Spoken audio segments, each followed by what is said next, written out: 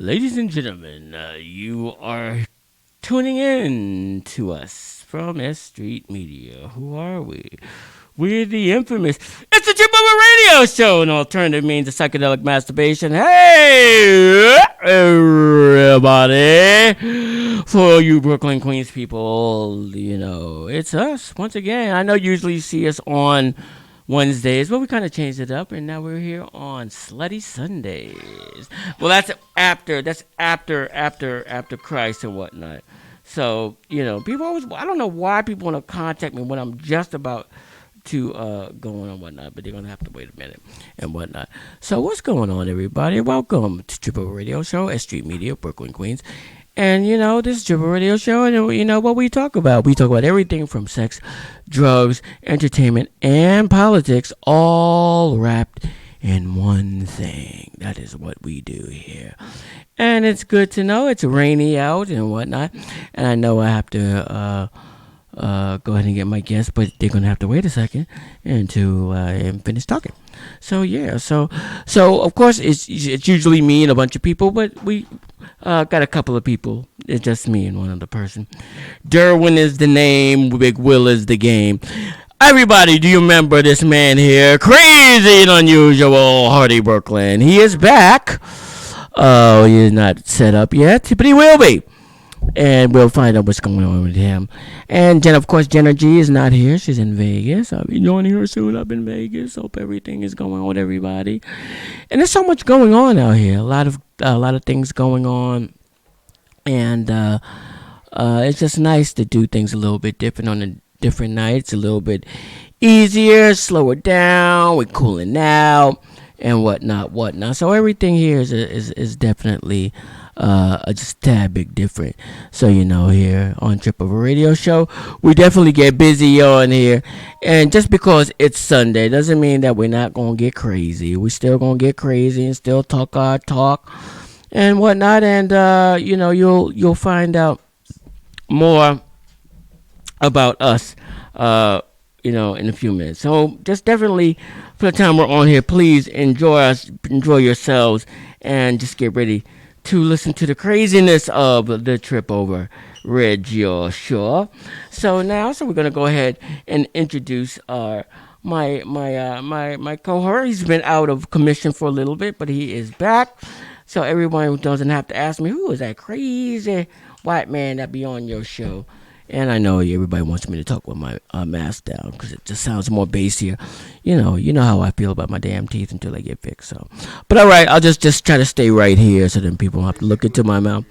But everyone, ladies and gentlemen, so it's the man with the purple hat, or sometimes it's the man with the unicorn uniform, or it's the man with the harness, or whatever he's got going on. He's definitely got going on. Ladies and gentlemen, Hardy Brooklyn is back. Thank you. The scene. Back on the scene, Hardy Brooklyn. How have you been? With a whole new hip. With a whole new hip.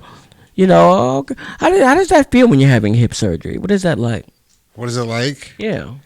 Well, you're out cold, so you don't really feel anything. I heard that.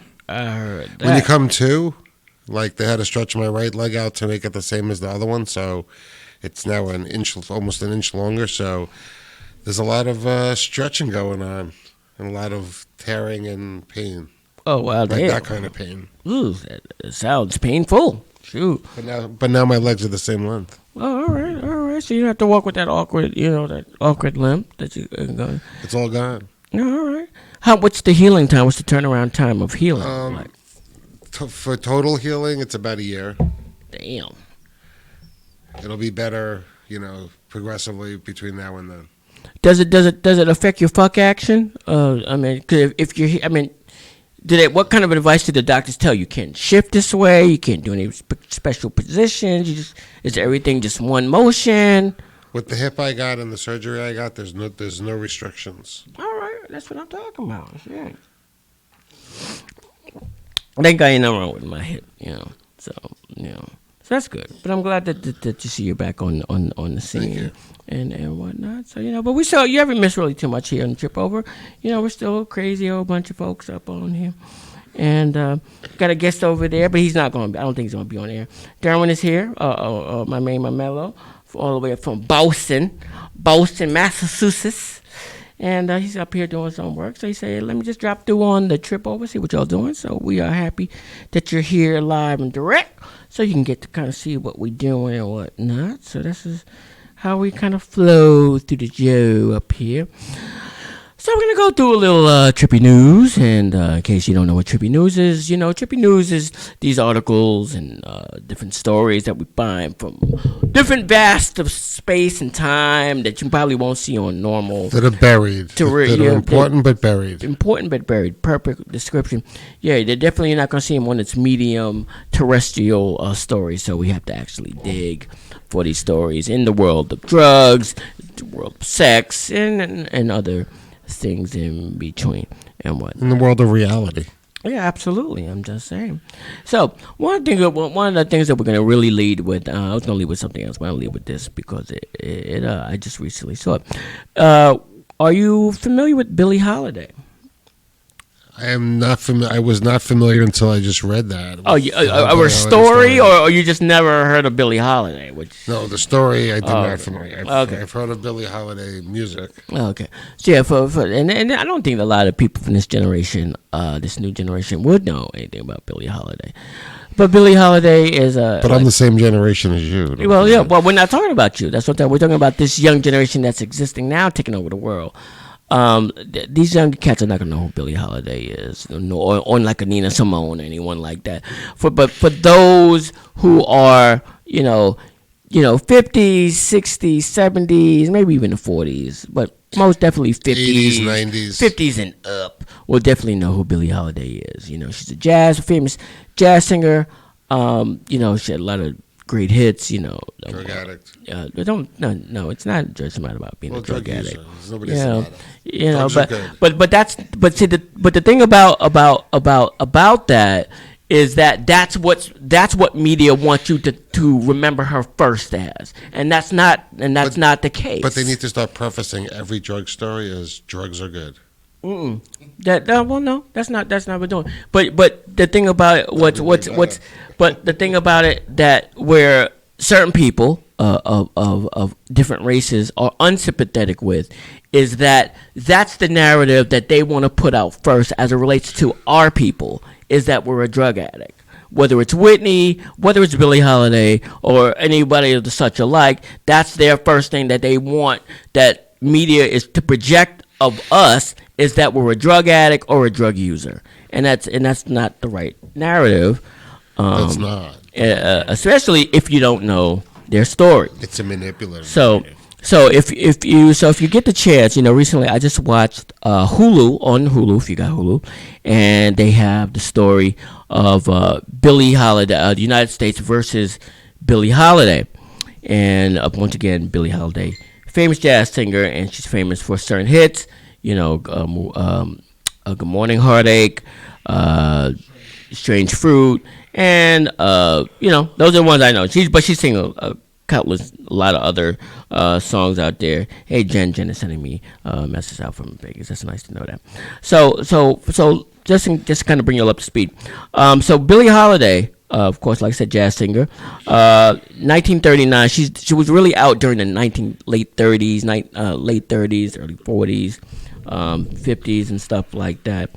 And yeah, she's a jazz singer. And one of the things that people know that she's known for is a song called Strange Fruit. Strange Fruit pretty much is talking about black people being hung from trees, swinging winds out in the South. So it really is, that's really where it derives from. Some of the lyrics, if you are not familiar with it, is southern trees bear strange fruit, blood on the leaves and blood at the root, black bodies swinging in a southern breeze, strange fruit hanging from the poplar trees. So that message coming from her being in a popular music spectrum, the people of the government felt that was a possible, it could be possible that it could be a race riot type of record. It could be an encouragement of resistance type of record, based on the narrative of how the United States at the time wanted, certain things to not go out to us, of consciousness. They had to try to figure out a way how to get her to stop singing that. So after warnings from the Federal Bureau of Narcotics, not the FBI, but the Federal Bureau of Narcotics during that time, what they wanted to do was, they saw the significance of the song, but they knew that they really couldn't pin nothing on her from just the song alone, because there's a lot of people that sing different songs, whether they're sexual or provide some type of resistance against the public. But they knew they didn't have a case on her. But the Federal Bureau of Narcotics knew she was a drug addict. So that was what their angle was in order for her to stop singing it. And what they did was they arrested her. A lot of times, anytime they thought she had drugs on them, so they arrested her. They actually put her in jail for at least a year. What they also did was Arsinger, who was in charge of the Bureau of Narcotics at the time. He was against black agents during that time, but he had to hire black agents to infiltrate the black masses. So put them in Harlem, wherever they're gonna be, Chitlin Circuit, wherever they thought someone like her would be, they would have agents there. So this one particular agent called Fletcher. I think, what was his first name? Some Fletcher. Jimmy Fletcher. So Jimmy Fletcher was the one who was assigned to kind of really watch, infiltrate, dealing with Billy, going to all her shows, acting like he was a reporter. And she noticed him and whatnot, and she actually got close with him. And what happened was, when he knew that she had drugs on her, then that's when he called in the feds.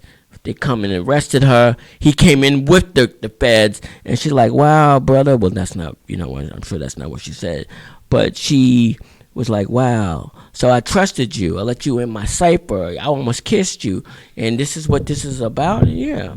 So for years, the same guy that was associated with the Federal Bureau of Narcotics kept following her, and she knew that he was following. The band knew that he was following her, but she got so close to the guy. They got so close that she couldn't kind of dismiss him and whatnot. But he kept setting her up to get rolled up on. And not only did they do that, but they got with her husbands, her boyfriends, anybody that was associated with her. They were on, next thing you know, was on payroll to help set her up to get arrested and whatnot.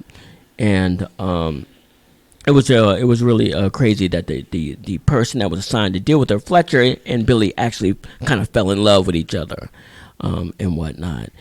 And like I said, everyone that she got, all her friends were helping set her up. All of her husbands, all of her boyfriends helped set her up during that time. And the thing about it is that one of the reasons why she was an addict on heroin, they had the thing with the needle, was that due to she was molested when she was younger, over and over and over again. And they didn't have some type of, therapy thing during the 1930s, 40s, where someone can go and talk about it. You're a young black chick, and you have to grow up with it. So that was the only way she was able to kind of just space out from that type of pain that she was going through. And that's why, pretty much why she was an addict to that. And it was just hard for her. And then on top of that, you already did a stint in jail. I'm trying to get clean. She tried to do it on her own. They didn't have no Betty Ford rehab shit like that. So you're trying to do it on your own and try to get clean. And then so now you got out of jail. I'm not giving you back your cabaret license, so you can't go anywhere in particular to make money. So you all you can do is your Carnegie Hall gigs, and you might do some smaller gigs, but But and that's all that's stressful. And then her last husband, Lewis, this dude is beating her up. So she's either getting beat up, she's getting beat on, she's getting sent to jail, all these different things. So yeah, it's hard to maintain a level head, when you got that kind of scrutiny, on you. So eventually, if you watch the movie near the end, well, I don't want to give away the end, but it's still the same. It's the same story, so you'll get to see it. That the last straw, pretty much for Billy, was that she got caught out there again. She got set up again. She's in the hospital now. She's and now the guy who's in charge of the agency finally goes to meet Billy while she's in the bed dying because her liver is shut down, and she's like, I'm still gonna keep singing the song. All right, you keep singing the song. He ordered the hospital stop giving her methadone to help her get off of the heroin. He stopped that. So as she's dying, they arrested her once again on her deathbed, pretty much in the bed, had her handcuffed to the bed, while she's going through all that. And then, eventually, she died. I mean, she was 44 years old. And once again, the narrative that to be pictured from Billie Holiday is that she's a drug addict. Not a person who was a messenger and trying to establish a consciousness of what's still happening to us on another side of the world or whatnot. That's just another sign of society. Anybody that wants positive change for society, they suppress them. Yeah. So yeah, that is true. So definitely, if you get the chance, go on Hulu and watch the United States versus Billie Holiday. It's a great story. Audrey Day did a phenomenal story. She sounds just like Billie, just like her. It's a really great story. Really great story. Shit. So, and that which leads me to something else, like I mentioned to you earlier. And the thing about it is that and you might be able to attest to this, Hardy. The thing about it is that people really believe that people can't function or people can't actually live a sustainable life without. If they do illegal drugs, there's no possible way that you can actually